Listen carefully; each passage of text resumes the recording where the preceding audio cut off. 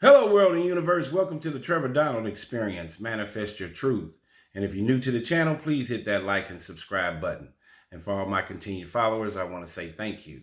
And this is an opinion-based video channel where I try to open your eyes and ears up to some of the travails and tribulations that take place throughout our cities, our states, our country, and sometimes around the world. And I got one for you straight out of St. Louis, Missouri.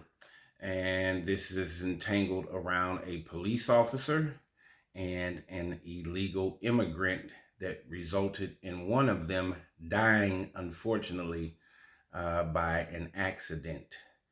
But before I get into that, I'm not anti-migrant, but this illegal immigrant border crisis is just what it says. It is a crisis.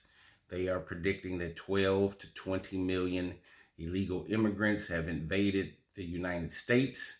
And I can't see that this is not by design and a conscious effort to allow these people to come in here and not be vetted. And with this being such a big controversial issue, that if you have one bad apple or one or two bad things happen, it puts an entire light on that particular scenario. So for example, if you have a white cop that shoots a black citizen, whether it's for the right reason or let alone the wrong reason, what does it do? It brings a lot of attention because of racial dynamics. The other one is this black on black violence. That gets a lot of media attention in the sense that in many of our urban cities, they have become unsafe havens for people to live in. So when you hear stories of in Philadelphia where 8 or 9 high school students getting shot at the bus stop in Pennsylvania, that brings a lot of attention. Or there was a couple of teenagers in the Chicago Loop who were on their lunch break and 5 or 6 assailants shot and killed at least 2 or 3 black teenagers in broad daylight. The situation in Philadelphia was right after school in broad daylight. That brings a lot of attention and puts a dark light on young black males. And so when things happen with this immigrant issue, that brings an unsavory light to the migrant crisis. You had a couple of scenarios in particular where the Georgia nursing student got killed by an illegal immigrant. You had a scenario where she was a white female nursing student. You had a scenario in Texas where a young teenage girl was strangled and killed by 2 illegal immigrants, and that brought some attention. And I've done videos on both of those. Well, this one here, just when you think, well, my city's not a migrant city and I don't have to worry about it, you never know how this situation or what your mayor or your governor of your state may say, let's have a sanctuary city. And we know in Chicago and in New York, this migrant sanctuary situation has been completely devastating those 2 cities in particular. Also, you got to remember in Aurora, Colorado, there's been this issue with Venezuelan gang members. So there's been a huge uptick in this whole illegal immigrant issue. And when some of these illegal immigrants commit crimes, it sheds a bad light on this entire scenario. But listen to this one. And just when you think it can't happen to you, or you have nothing to do with it, your city's not a sanctuary city, well, it can filter over into your city. Whether your city's a migrant city or there are illegal immigrants that are just moving into your city on their own. St. Louis is not a migrant city. But here is a particular issue, an accident that took place at the demise of a police officer who was trying to help someone else. He gets killed by an illegal immigrant who had already been in the system at least 2 times for DWI and domestic violence. And ICE and our government never sent him back. And now subsequently he gets caught up, this illegal immigrant gets caught up in this accident, and now he's in a world of trouble. But now is at the result of a police officer dying. So here we go. New details on driver charged in St. Louis police officer's death. Those previous charges happened 4 years ago in St. Charles County. We are learning more about the man charged with hitting and killing St. Louis police officer David Lee. Ramon Chavez-Rodriguez faced a previous DWI, and domestic assault charge in St. Charles County, and there have been a lot of questions about his immigration status. Chavez-Rodriguez faced several charges back in 2020 in St. Charles County, and prosecutor Joe McCullough said he was put on probation for those charges and he did not violate them. In fact, he was scheduled to complete his probation on October 1st.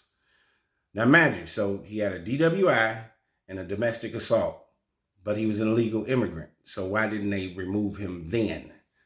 During his period of probation, he had absolutely no violations while he was on probation. He had one, what they call a citation, which is not a probation violation, which was for falling behind in some payments for intervention fees. So he was behind $40. He caught up on that, McCullough said. This was a past St. Louis County prosecuting attorney who lost to Wesley Bell, who's the prosecuting attorney today. Chavez-Rodriguez is originally from Honduras and has been living in the States illegally. It's been 4 years since that case in St. Charles County, and some people are asking why it has taken so long for an immigration hearing. St. Louis Circuit Attorney Gabe Gore said a hearing was supposed to happen in the coming weeks. At this point, it's unclear if the new charges in Lee's death will change that. David Cox, a St. Louis immigration attorney, said if a person who has been here illegally is facing criminal charges, the sentence in that case is often carried out first before immigration proceedings and possible deportation.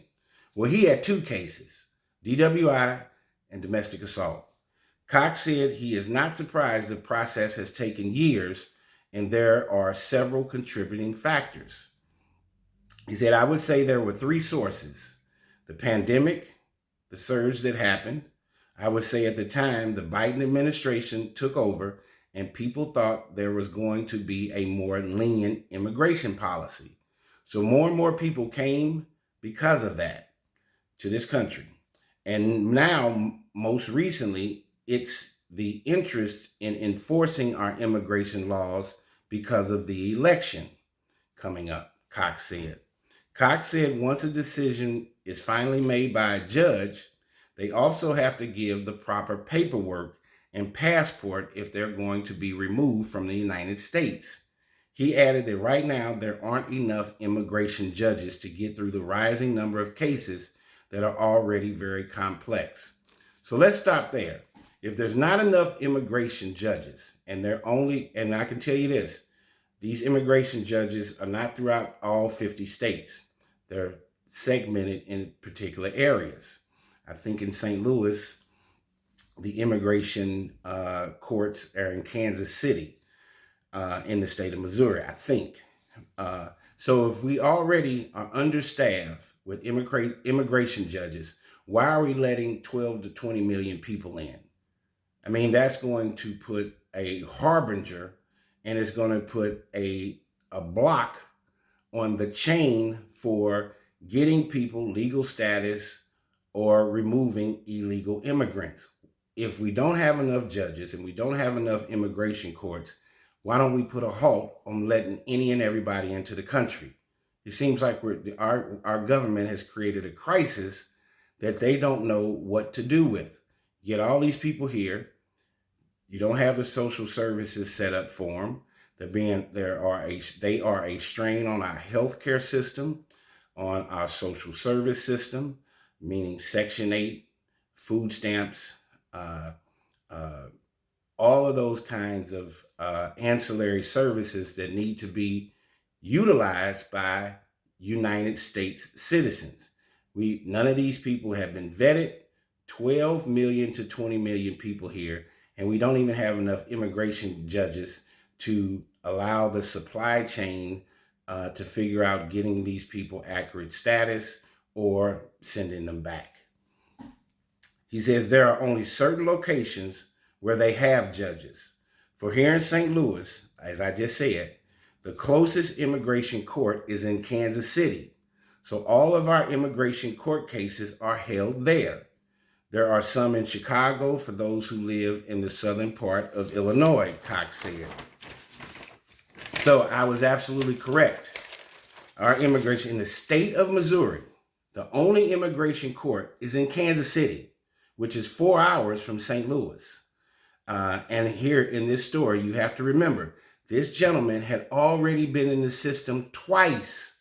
One for a previous DWI, and the second was for domestic assault, domestic violence. Where are we going? And so in this particular situation, Officer David Lee, he was actually on the highway, I think it was Highway 70 here in St. Louis, where he had pulled over to help a pedestrian that was in need. The car was on the side shoulder. He was trying to help someone get their situation straightened out, make sure they were safe. They're on the side of the highway. I don't know what was wrong with the pedestrian's car, but this officer was trying to do a good deed for someone. Even in the times that we have right now where police officers are not looked at in a positive, shining light, this guy was actually doing something humanitarian and trying to help someone. And as a result, this gentleman, Ramon Chavez-Rodriguez, drunk again, drives his car right into Officer David Lee and kills him. This has been all over the news in St. Louis for the last few weeks. It's a very unfortunate circumstance, and this puts a bad light on illegal immigrants. It puts a bad light on our court systems. You have to realize, in the United States, our tax-paying citizens, if trying to get a job, and I've said this previously, you get vetted for 5 or 6 things. Valid driver's license, whether the job entails driving or not. Background check, criminal background check, drug test. Some jobs even have a psychological test that you have to take. Past work history, 3 references with phone numbers, addresses, and all of that. That's just to get a job. But we're allowing all these individuals to come here with no vetting. Also for a job. Have you had your vaccinations? That is part of the checkoff box. So what are we doing here? Where you have to see, it makes it so hard for the U.S. tax-paying citizens to get a job. And in the background check, if you're a convicted felon, there's many jobs you can't get. There are many apartments you can't rent. But we're letting any and everybody into this country, and I'm not anti-migrant. My family originally was not from the United States. 99% of us were not originally from here. This is a country filled with immigrants. We all have been immigrants in some shape, form, or fashion. But we want our immigrants to be legal, to be tax-paying citizens, to have a Social Security card, to have a driver's license, to have the proper identification, and to make themselves sustainable, and to be able to commit something positive to the U.S. economy and life and its sustainability as a whole in America.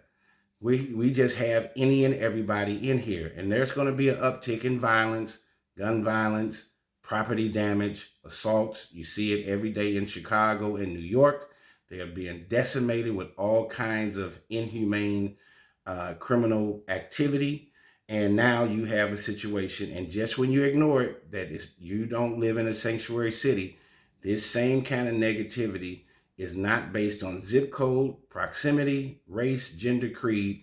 It can come right into your front living room. And this is what happened here in St. Louis with this gentleman, Ramon Chavez-Rodriguez, who was an illegal immigrant from Honduras, who had already had 1 DWI.